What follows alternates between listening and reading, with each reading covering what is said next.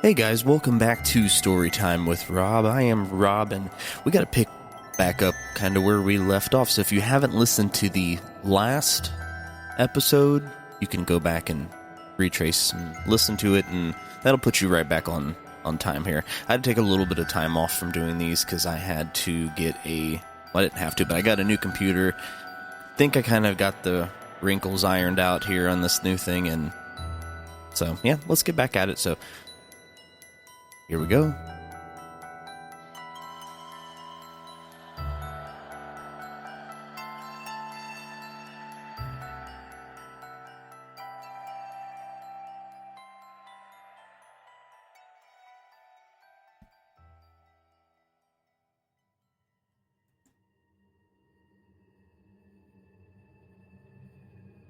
The good news. Science seems to be a useful tool in all of this. The bad news? It's raising more questions than it's answering. I know a lot of you have referenced the mold stories which deal with the demonic possession, but after what's happened today, I think we're dealing with something very different. Christopher called me when he landed, and I rushed to the airport. By the time I got there, he had already cleared customs and was waiting for me. He had his bag, and I've never been happier or more confused to see that beat-up suitcase of his, which I've tried countless times to replace. When I saw him, I knew it was him. No fat lip, no odor, no unexplained weight gain. I ran to him and threw my arms around him. God, I missed him. I was still weary, but the part of me that promised to love and to honor was overpowering the part of me that was absolutely terrified about what happened last night. I rushed him to the car and threw his suitcase in the trunk. It didn't stink, and it didn't have any residue on it, and I just wanted to get back on the road and explain to him what was happening. As we rushed down the highway, he asked me what was wrong, what could have possibly upset me to the point where I was acting like a total bag of nerves. I explained everything from the smell, to the other Christopher, to my posting on Reddit, to giving the samples at the lab. He was completely silent. Didn't say a word the entire time. Then he turned to me and asked if I'd taken acid or if I had smoked meth. I had some substance abuse problems when I was younger, and Chris met me at the tail end of it. I could see that he didn't believe a word that I was saying. I begged and pleaded with him to believe me, but he just remained silent and stared dead ahead. I could see that he was getting angrier by the moment, thinking that I was making up the entire thing. God damn it, Peter, I'm tired, I'm jet lagged, and I've been stuck at an airport for almost a day. I don't need this shit as soon as I get back. Can we just go home? I'll take a shower, we'll go to bed, and everything will be okay. Absolutely not. No way in hell I was going back to the house, or should I? I started questioning my own sanity. Maybe I did make the whole thing up. Nothing about the situation made sense, and I hadn't experienced any side effects from the exposure to whatever was on the suitcase handle. The suitcase. I moved the suitcase into the garage. I had forgotten about it being shattered by the way that Christopher was reacting to the situation. If we went to the house, I could show him the suitcase, and then he would believe me. I calmly turned to him. Okay, remember I told you about the suitcase. If we go back home and your suitcase is there, will you believe me? I think it was mostly just lack of sleep and exhaustion, coupled with a desire to just get home, that made him agree that if the suitcase was there, he would believe me. I gunned it down the highway. 145 kilometers at one point, I just didn't care. I just wanted to show him and get the hell out of there. I pulled into the drive and hit the garage door button on my visor, feeling 100% convinced that I was about to be vindicated. The garage door opened up, and nothing. Absolutely nothing. The suitcase wasn't there. I ran out of the car and tore the garage apart. Maybe it had rolled somewhere. Maybe I'd forgotten where I'd put it. I searched a good 5 minutes and just turned blank-faced to him. Christopher was pissed. I hadn't seen him this angry in a while. Peter, this isn't funny anymore. I'm tired, I'm hungry, I just want to go to sleep. Get in the house and just drop it. I love you. I'm gonna take your word for it that you're clean, but don't press me. I just stood there staring at him as he walked into the house. I didn't know what to do. Chris immediately made for the shower. We didn't even take his real suitcase out of the car. We just went into the house, and I sat in the living room. Nothing felt weird or out of place, and the only smell was the faint vanilla scent from the air wick in the wall. And it was about 7 p.m. by this point. Chris got out of the shower and came downstairs wearing his towel. Hearing his footsteps down the stairs terrified me. I froze on the couch and was just relieved to see that he had his normal physique. "Are you coming to bed?" he asked, and his tone was much nicer and much more sweet than before. It's amazing how much a good shower can do for a man. I saw this as my opportunity to convince him to leave the house. I pleaded with him one more time, and I could just see a look of resigned exhaustion on his face. "Okay, babe, we'll go to a hotel. It'll clear your mind and maybe you'll stop being such a drama queen." "I love you," was the only thing that I blurted out before I broke down crying. I think the relief of finally convincing him to leave was vindication of the insanity that I was descending into. He pulled on some clothes, and I packed a bag. He didn't need anything because he had clean clothes in his suitcase that was still in the trunk of the car. We got into the car, and he gave me a kiss. Man, you're high maintenance sometimes. One bad dream and you lose your shit. You're a logical person. I've never met a more staunch atheist, and you're acting like a goddamn ghost slept with you. Let's go to the King Edward. It was my favorite hotel in the city, but because it was only 10 minutes away, we went there for parties and lunch and rarely got the chance to spend the night. The rooms are amazing. As we drove, I started to calm down. Having Christopher back and being away from the house made me feel much better. The phone. In the panic to get home and tell him everything, I forgot to show him the weird text that I had received. I quickly took out my cell and scrolled through the texts. Nothing. No text from him. Nothing. I didn't want to tell him anything because he would just continue to think that I was losing it, and I didn't want to look like a bigger fool than I already had been. I know I had sent and received those texts from him. I know I did. But, frankly, I just wanted to get to the hotel and unwind. Maybe I could make sense of this tomorrow. The King Edward has a beautiful foyer dominated by an enormous oil portrait of King Edward VII. As we made our way towards the check-in desk, the clerk smiled at us and said, "Mr. Tillman, how was your evening? And I presume this is Dr. Tillman?" He was looking at me. Christopher and I just stood there in silence. How did she know our names? We made no reservations, and we surely didn't come there enough for her to know us by name. Fine. I'm sorry, have we met?" Christopher looked at her quizzically and then turned to me. Well, of course, sir. You just stepped out and told me that you were going to get your husband." Her smile had turned to a look of confusion. Christopher just stared at me. He nor I knew what to say. "I'm sorry, gentlemen. Is everything okay?" The poor woman had no idea what was going on, and frankly, neither did I. Chris just stood there. I could see his face change. I could see that he was starting to believe me. I could see that his opinion of my night was changing. I spoke first. Yes, we're fine, but we lost our room key. Can you please give us another one? He's so clumsy sometimes." I knew this was my chance to get to the bottom of this, and frankly, we were in a hotel known for VIP guests and great security, so there was no way we were going to be attacked. I felt safe, but I asked if the attendant would come with us up to the room. "Of course, sir, not a problem. Would you be able to provide some photo ID just to verify your identity?" "I do recognize you. However, I just have to ask. It's hotel policy."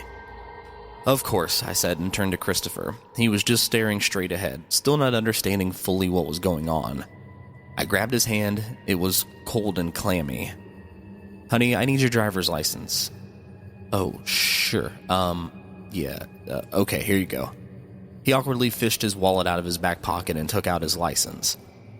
After a couple minutes, a new key was generated and the lady handed Christopher his license.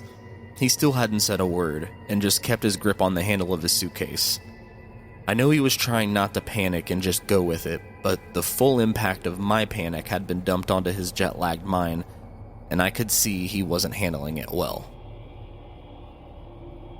The three of us got into the elevator, and the check-in clerk hit the 9th floor button.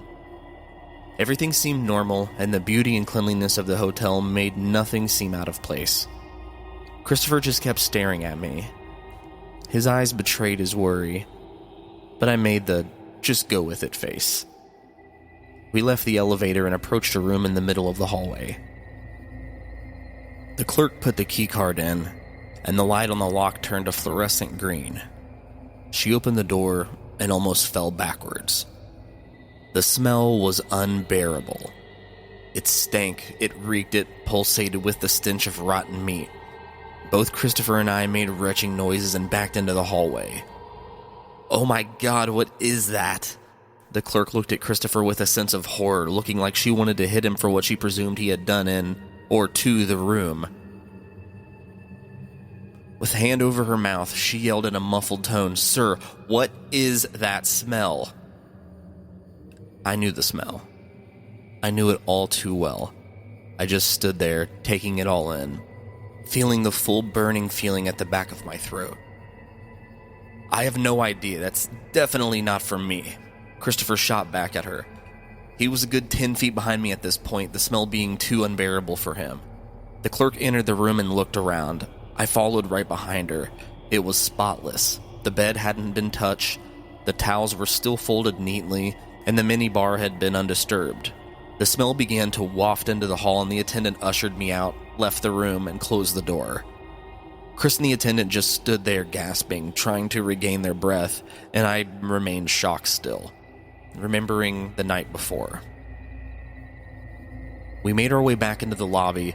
The hotel clerk looked pissed as hell, Chris standing there in a mixture of nausea and shock, and myself just terrified that I would run into whoever the other Christopher was. I knew I was right, and from the look on Christopher's face, he believed me. The elevator opened, and I looked at the attendant. "We're sorry for the smell, sir. I realize there's nothing you could have done to cause it. It's probably the toilet backed up or something. We'll find you another room. The hotel isn't too busy tonight." "Okay," I replied. "Thank you. We'll go for a walk. We just need to clear our minds." I held Christopher's hand for dear life and guided him into the lobby seating area. "I'm so sorry, babe. I love you so much. I'm sorry I didn't believe you." He was just so apologetic. "I need a drink," he continued. "But fucking hell, I need to change my clothes. That smell is just burned into them." I sat in the lobby while Christopher made his way to the men's room, suitcase in tow. I had line of sight of the room and felt safe surrounded by the hotel staff and various other attendants. Less than 2 minutes passed and Christopher came running out of the bathroom, white as a sheet. "We need to go. We need to go now." He dragged me by the hand into the street. "Babe, calm down. What's wrong?" I asked as he dragged me towards our car. There was 2 of everything. 2 toothbrushes, 2 shirts, 2 sets of pants, 2 of everything. He continued to drag me towards the car. I just went with it. It had been one hell of a night, and I wasn't going to object it to anything. We sat in the car, Christopher panting. "What do you mean there was 2 of everything?" I asked. I opened my suitcase, and all of my clothes, my shoes, my everything, there was 2 of them. It was only then that I realized what he was talking about, and that he had left his suitcase in the men's room. Someone's been in the suitcase and replicated every fucking thing I own. I don't know what's going on, but this shit isn't right. We're going to Anthony's. He hit the gas hard. I felt myself press into the seat as the car accelerated out of the parking lot and merged onto the highway. Anthony lived about 20 minutes away, regular driving. We're going to make it in 10. Anthony was a physician, a neurologist, and really knowing that we were not going home and would have medical care if needed just made me feel better.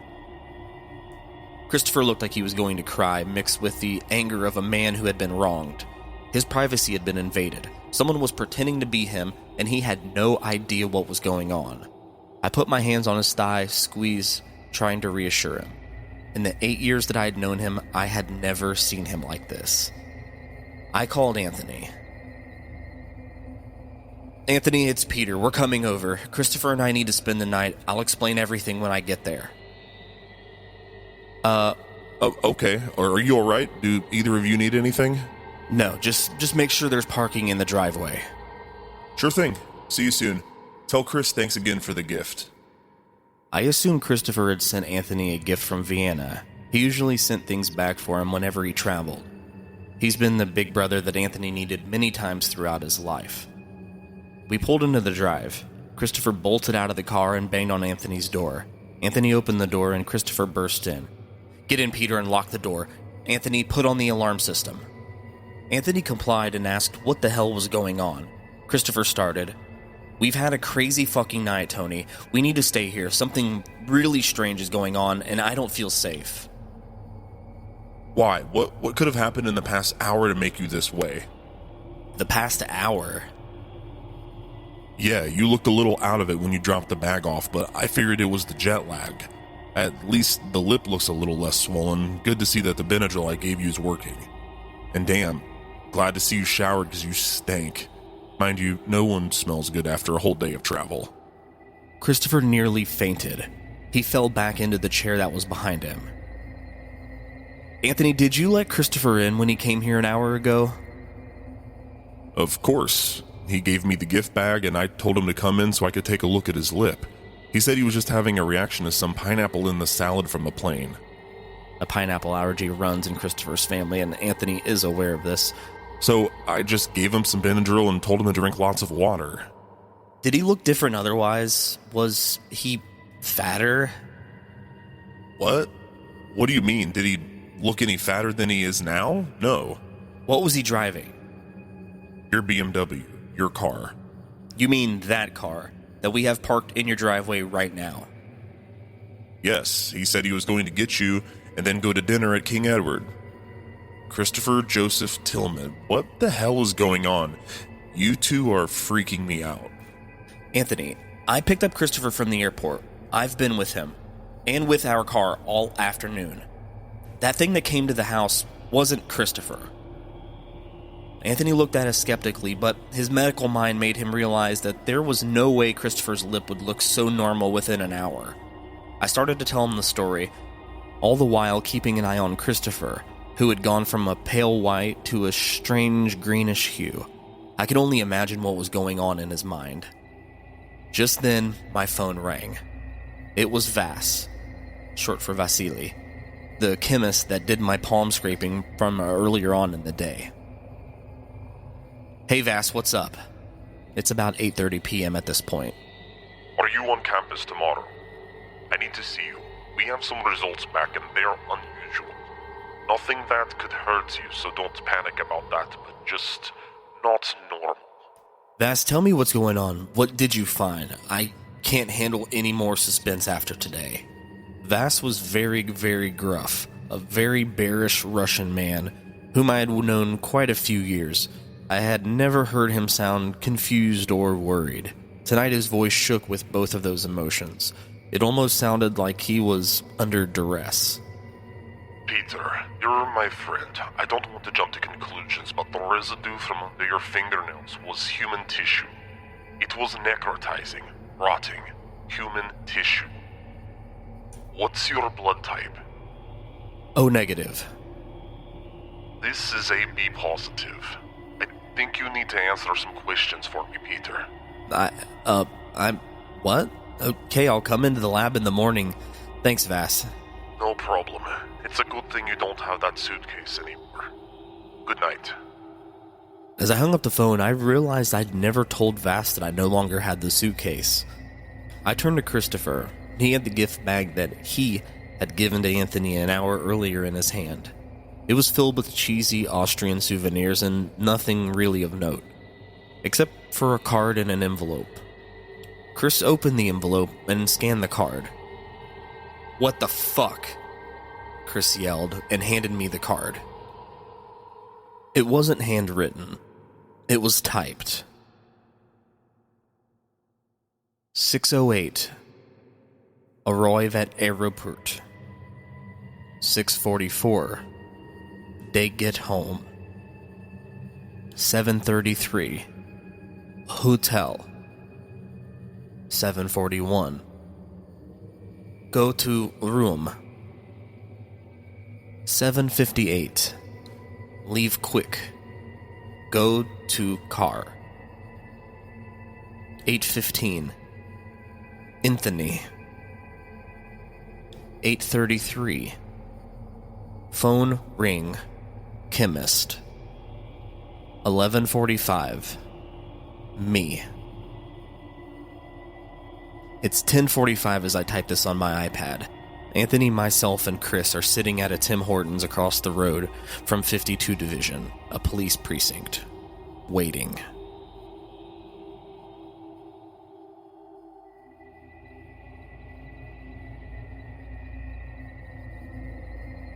(10:45 p.m.)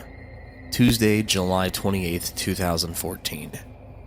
Christopher, Anthony, and myself were all crammed into a booth inside the coffee shop. Confusion, anger, fear, hatred, every single visceral emotion that pulsates in a situation of unknowing flew between the three of us. Virtually no words were exchanged.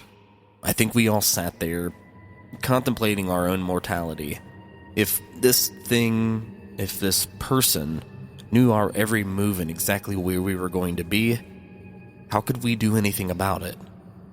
What force did we have to fight it? I held tightly onto Christopher's hand. His normally warm, loving hands were cold and clammy with fear. We were across the road from the police station, but how would we explain ourselves? We had brought the note, but what would the introduction be? "Oh, hello, officer. My husband and all of his possessions, including a full-size sedan, were replicated and used to terrify his cousin, a high-ranking neurologist specializing in pediatrics at Sick Kids Hospital." I couldn't imagine their reaction. I could only imagine what we were going to be either laughed at or jeopardize Anthony's career if we said anything.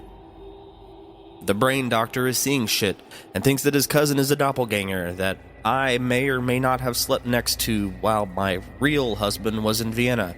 No, seriously, believe us. Oh, I teach physics too." Fuck, this truly was a catch-22. No way to help ourselves. I couldn't even begin to think of how we would start. Anthony isn't one for silences. He's a very talkative man, and I could feel the tension was getting to him. "Saw open a cranium. Play around in there. Stitch it back up? Sure, no problem. Waiting for a seemingly paranormal creature in a coffee shop in the middle of the largest Canadian metropolis? Hell no." I'm going to order. Do you guys want anything? Anthony asked as he rose from the table. "Sit the hell down. You aren't going anywhere." Christopher was starting to get angry. He was a lawyer, and his legally trained bulldog mind was beginning to get the better of him.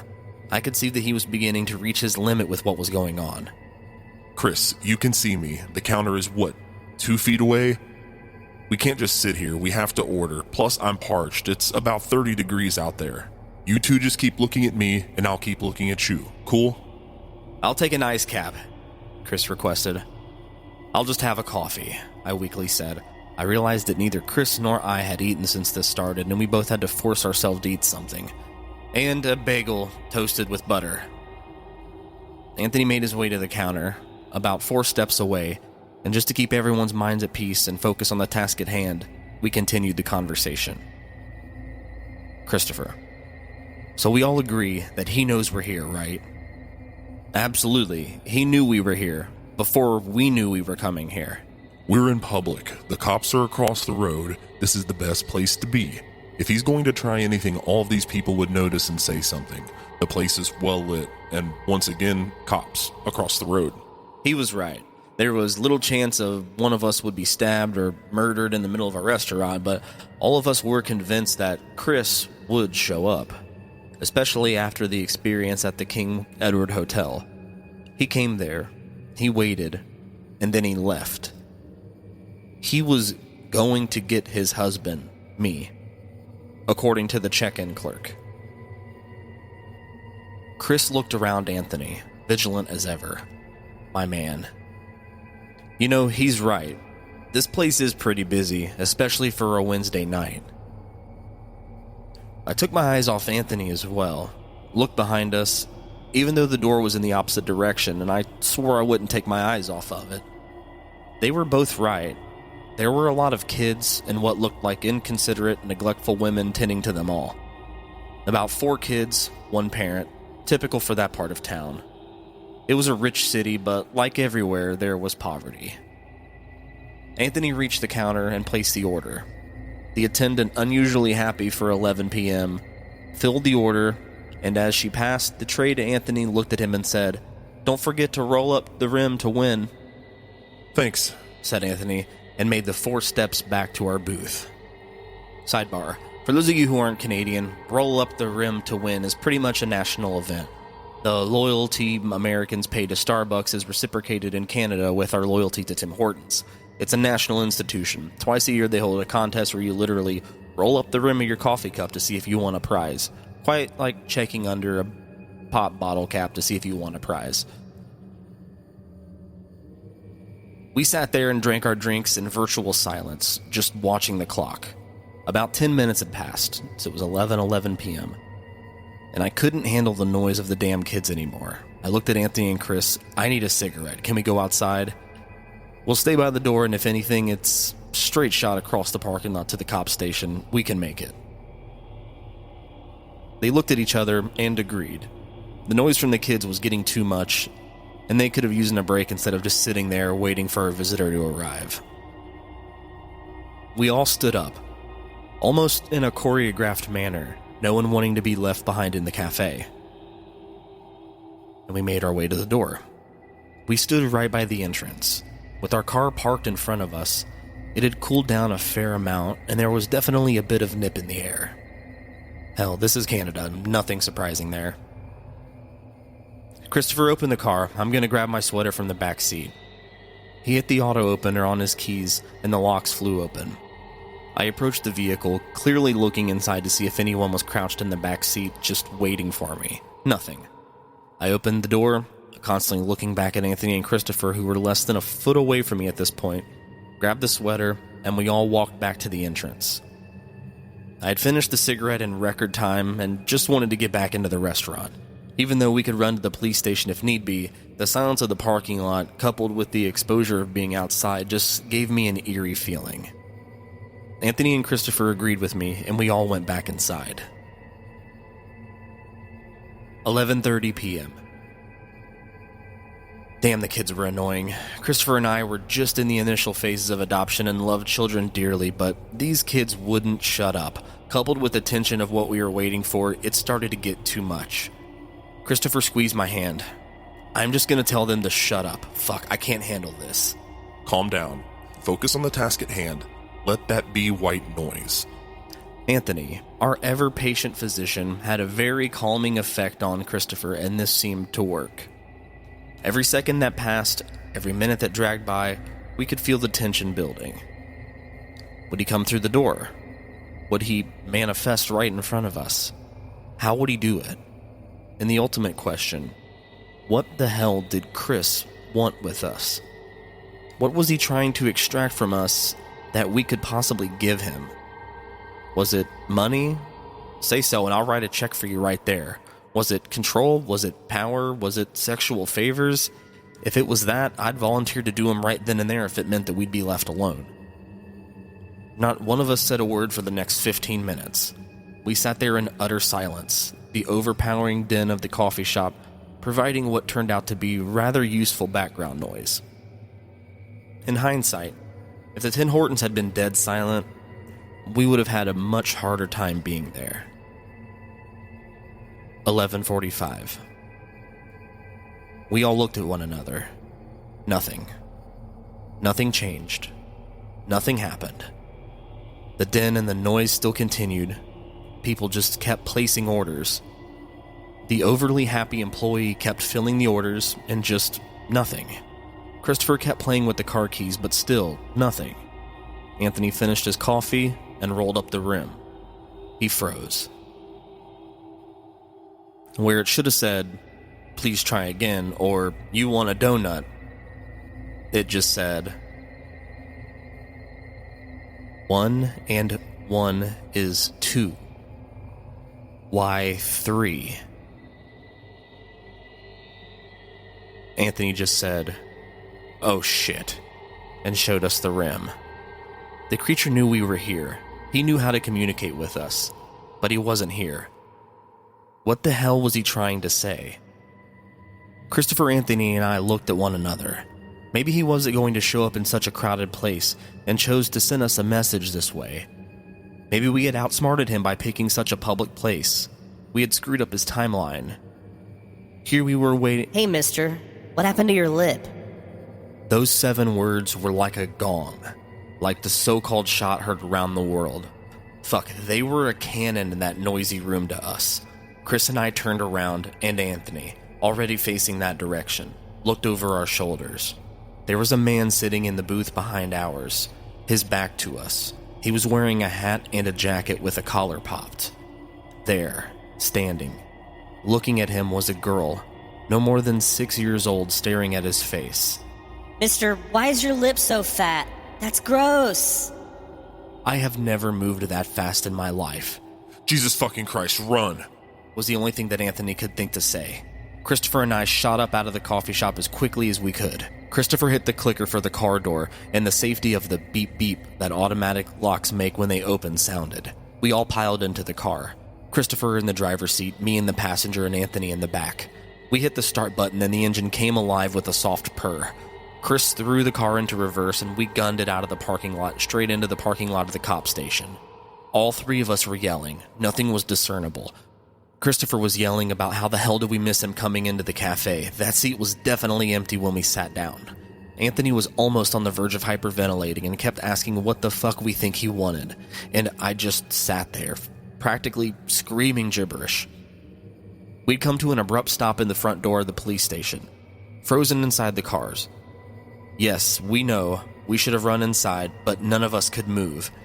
It still boggles my mind that Christopher was able to get the damn car across the road without hitting anyone. Dundas Street is incredibly busy, but still, none of us could move. We just sat there. Anthony broke the silence. Stay in the car. Don't go inside. We never saw his face. We don't know what we're going in there to report. We can't just walk in and say, a man with a fat lip caused the girl to be grossed out, so we ran out of there. What the fuck do you think the cops are gonna think? They're gonna think that we're fucking drugged out of our minds. Are you fucking kidding me? The hell with this shit. I'm going inside. I'm done. I can't. Stop. He's right. We don't know if that's him. Maybe it was some druggie with fucked up meth teeth. We don't know anything yet. Sure, it happened in 11:45, but what the fuck does that mean? We gotta think this through. Turn off the lights and wait to see if he leaves. We all sat there, realizing that regardless of how scared we were, regardless of what had happened, we had nothing to tell the cops. We had nothing. We couldn't tell them about Chris coming home because that story would break down due to total lack of evidence. No texts were on my phone, nothing. We couldn't tell them about Chris dropping the bag off at Anthony's because the second they asked what he looked like and what he drove, Dr. Anthony Dovid would have to say, oh, he looked like the guy standing next to me and he drove the car that I came here in. We had nothing. We sat there in the car with nothing left to do but to wait. 11:47 p.m. We sat there, all of us in shock and pure fear. The cops were less than a stone's throw away from us, and we knew that if we saw anything, we'd book it from the car and just go grab a police officer. Until then, we had nothing to go on. We just stared at the only entrance to the Tim Hortons we could see, the one we had gone in and out of several times, the one that led to the parking lot where I got that cigarette. I'm burning up. I need to cool down. This is getting to me, Christopher said. I could only imagine how frayed my poor husband's nerves were at this point, so I reached over and put on the AC. There was no fucking way I would be doing down a window. We had never seen that thing arrive or leave the coffee shop. Who knew what he was capable of? The AC turned on, and once again the hum of the fan filled the car with a much-needed noise. And all we did was stare. Stare at that damn door. If you're putting on the AC, I'm gonna put on this sweater. Peter, is this yours? Anthony asked from the back seat. Yeah, go ahead, Wait. Anthony, what color is the fucking sweater? It's blue with a hood. Get the fuck out of the car now. Go, go, go. I had taken my blue sweater out of my car when I went for a cigarette while we were waiting. I was wearing my blue sweater. That was the creature's replication of my blue sweater. We were inside the fucking creature's car. We couldn't tell the difference because there was no difference. This was the car that had been driven to Anthony's house when Chris delivered the gift bag. The three of us frantically tried to open the doors, but they wouldn't budge. It was like they were welded shut. Christopher reached into the middle console and pulled out the emergency "if you're in a fire in your car, use this to break the windshield" hammer I made him buy, and pounded away at the glass. Nothing. Not even a scratch. We were trapped inside the creature's car. Press the fucking horn, Anthony screamed from the back. We were in the police parking lot. They were sure to hear us, but nothing. We tried and we tried. We tried screaming, kept trying the doors. Anthony was lying on the back seat trying to kick open the door as hard as he could, but the glass refused to give. Then suddenly, the smell. That rank, odorous smell. Rotten meat, fetid flesh, acrid, pungent, all-consuming came pumping out of the AC vents. I tried to turn off the AC, but the car continued to fill with the smell. There was nothing we could do. I could hear Anthony retching in the back seat. This was his first exposure to it, and he couldn't handle it. Christopher had covered up his nose and mouth with his hand, but was trying very hard to hold back vomit. All three of us kept trying the doors, but they were not moving. "Oh fucking hell, look!" screamed Christopher, his voice muffled by his own hands. Across the road, standing, holding his suitcase with his hat and coat on, stood Chris. He was pointing to us. I could almost feel that pointed finger rubbing across my face. I had never been more scared in my entire life. The smell was overpowering. The sight was overpowering. I was praying to faint just so that I wouldn't have to deal with the situation, but my body wouldn't let me. Then the creature slowly, methodically moved his hand and pointed to another car. To our car, parked in the Tim Hortons parking lot, exactly where this one had been. In the exact spot. Impossible. Utterly impossible. What could this creature do? What was he capable of? The smell made screaming impossible, so in order to breathe as much as possible, we had to stop yelling and just look at the creature. He began crossing the road. In smooth, very human, unassuming steps, he made his way across the road. He was standing in the parking lot, holding his suitcase, and slowly advancing towards us. By now, we could all see his trademark feature. It was my husband. It was Christopher. It was the love of my life, but with the most grotesque, oversized, swollen upper lip. It looked infected and engorged. I put both my hands on my Christopher, shielding him from the creature that was approaching from the passenger side of the vehicle. He came extremely close. We were frozen in terror. No one dare moved.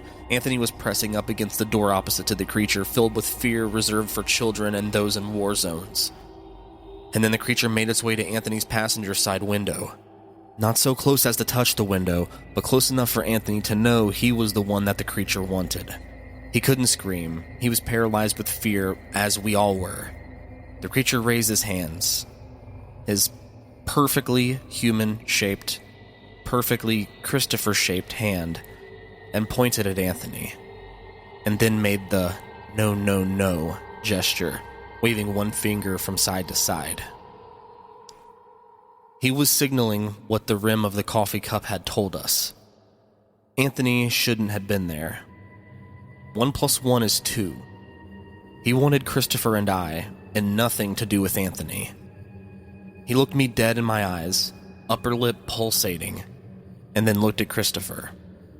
He averted his gaze quickly, as if he couldn't stand seeing what my Christopher, what the real Christopher looked like. And then he was gone. He turned around, suitcase still firmly in hand, and just walked away. He walked to the left of us. That's all we saw. We never saw where he went. He just vanished into the night. By the time the creature was out of sight, the awful smell had died down. The locks of the car flew open, and the three of us threw ourselves out of the vehicle. Anthony couldn't stand. The overwhelming stench was too much for him, but I propped him up and Chris held the door to the police station. We were inside in a flash, Anthony's dead weight and all. The police officer rushed towards us. "What's going on? Is he okay?" asked a police officer. He reached to his shoulder, mounted radio, and spoke into it. DI-52, DI-52. 3 males, 1 injury. Med staff to the lobby. Anthony sprang up. The cool, clean air inside the police station drove the life back into him like a hammer to a nail. We're being stalked. We're being followed. We're being... Fuck. Anthony had reached his point. He had been singled out by the creature. He had been pointed at, and it was too much for him to bear. He just started weeping uncontrollably, not knowing how to handle any of this. "Officer, we need to file a police report immediately." Chris, ever the present lawyer, took control of the situation. "Okay, I'm Officer Michael Hahn. I'll take the report, but your friend needs help." Right as he finished, a male officer wearing gloves and carrying a medical supply kit came around the corner and approached us. He could see Anthony in distress and immediately started to attend to him. "Okay, gentlemen, care to tell me what's going on?" "I'm Dr. Peter Tillman, and this is my husband Christopher Tillman. We're being stalked and threatened, and we need to be protected. The person stalking us has assumed my identity and has been charging things to my credit card. Attempted to use, steal wasn't an appropriate word, and Christopher knew it, my vehicle, and even entered my home while my husband was there by himself." "Okay, I understand the panic, but who's your friend and what does he have to do with this?" "His name is Dr. Anthony Jovid, and he's my cousin. He's been helping us out since we realized that we weren't safe." "And how long has that been?" Christopher and I blankly stared at one another, not knowing how to answer this man's question. We couldn't tell him everything because he would think that we were crazy, but at the same point, we had to disclose what happened. "Since yesterday, around 8 p.m., that's when he entered my home, impersonated me, and attempted to harass my husband." "Okay, do you know where this person is now?"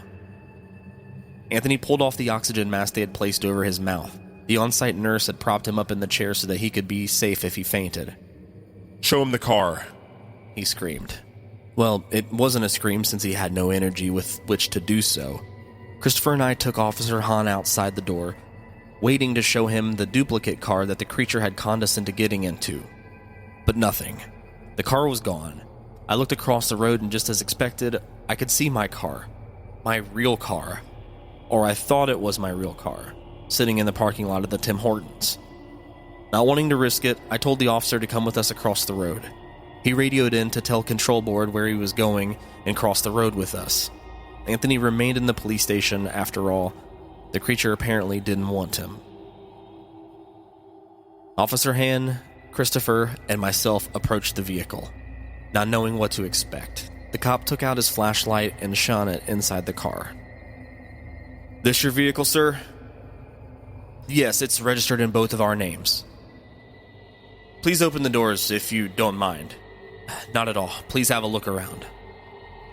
The police officer thoroughly searched the vehicle, even lifting the bottom part of the trunk and rifling through the glove compartment. We waived any right we had to unnecessary search and seizure and let the man do his job. Of course there was nothing at all.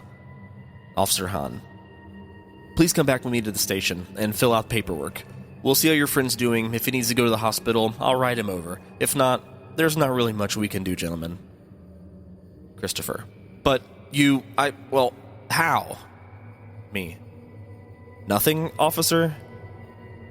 Christopher, "He's right, there's not much he can do. Thank you, sir. We'll fill out the paperwork."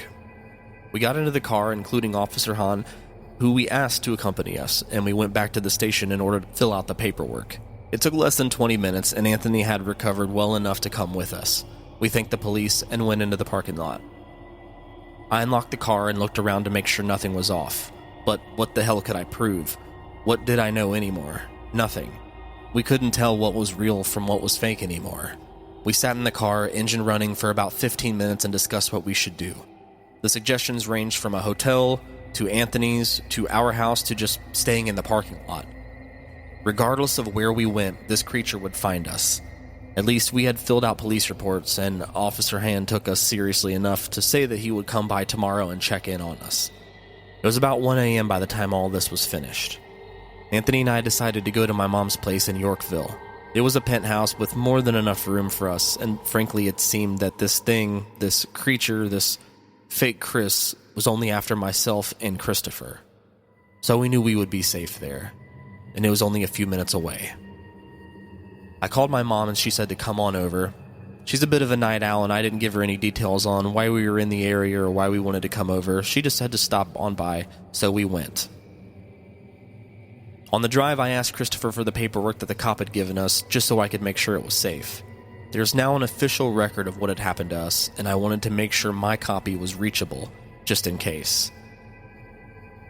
I took one glance down at the paper. I wasn't shocked, I wasn't surprised, I wasn't off-put. I was just plain terrified. Instead of a detail of the incident in the section meant for that, it only said the same 3 words over and over and over. New beginning to Mario. New beginning to Mario. I'm at my mom's house now. I sit and wait for tomorrow. This is starting to make more sense now. I guess all debts do need to be paid.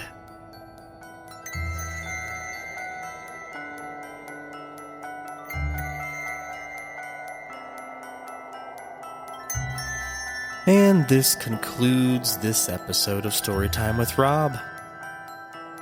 Thank you guys for listening. Next time we'll finish up this story and maybe have enough time to get into a new one. If not, we will the next one. But thank you guys for listening. I love you.